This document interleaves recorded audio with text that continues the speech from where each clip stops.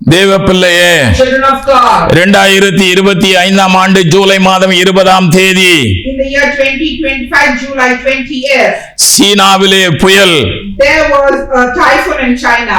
சீனாவிலே ஜூகாய் என்கிற இடத்திலே விபா புயல் தாக்கி மக்களை தள்ளாட செய்தது. In China, in the place called Zhuhai, there was a typhoon called Vifa, which made the people tremble and move this side and that side. இந்த புயலானது ஒரு பெரிய தாக்கத்தை கொடுத்தது, சேதங்களை கொடுத்து மக்களுடைய இயல்பு வாழ்க்கையை ஸ்தம்பிக்க வைத்தது. This typhoon has affected the people's normal life and people trembled due to this. இந்த புயலானது சீனாவின் தைசான் நகர கடற்கரையில் இந்த புயல் கரை கடந்தது. In the city, in the seashore area called Taizan in China, this typhoon cyclone, it has crossed the area. இந்த தைசான் நகர கடற்கரையை கரை கடந்த போது அந்த கடற்கரை ஓரங்களில் விளையாடி கொண்டிருந்த குழந்தைகள், பெரியவர்கள் இவர்களை அந்த காற்றானது தூக்கி வீசியபடி என்ன செய்தது காணப்பட்டது. ஒவ்வொருவரும் தரையிலே அமர்ந்து என்ன செய்தார்கள், அதை பிடித்துக் கொண்டு காணப்பட்டார்கள். When this Vifa typhoon was crossing the seashore area in Taizan city, the people who were playing, children who were playing on the seashore, the people who were on the beach side, they were being washed away by the cyclone, and due to that they were not able to stand and they were crawling on the roadside. எரேமியா தீர்க்கதரிசியின் புத்தகம் 13வது அதிகாரம் 15வது வசனம் இப்படியாய் சொல்லுகிறது. Jeremiah chapter 13 verse 15 says, நீங்கள் செவி கொடுத்து கேளுங்கள், மேட்டின்மையாய் இராதிருங்கள்.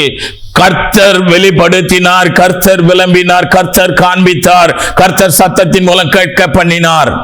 Hear and listen to my speech. Do not be proud, for the Lord has spoken.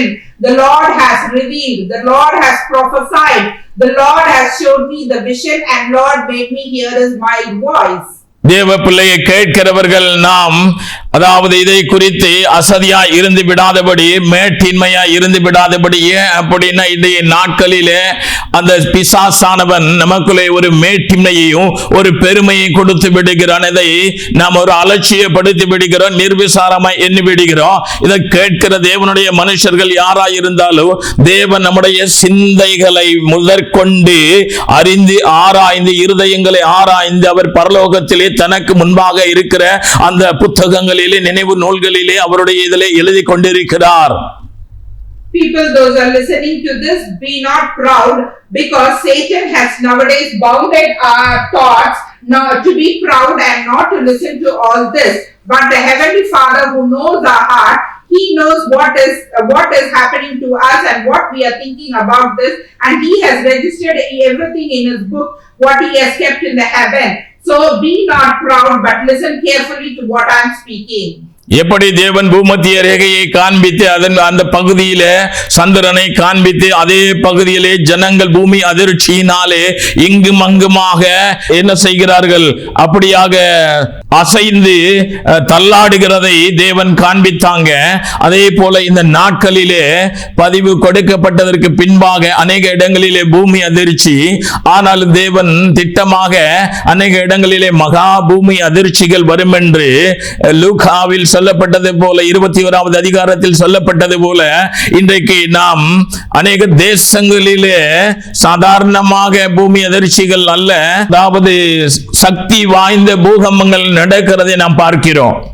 God prophesied to me and showed me the equatorial line, the moon, and as well as the earthquake, that is people trembling in the earthquake that is moving from one side to the other side. That is what we are witnessing nowadays in many countries. There are immensely powerful earthquake, that is great earthquake, which has been mentioned in Luke 21, and we are witnessing nowadays in many countries.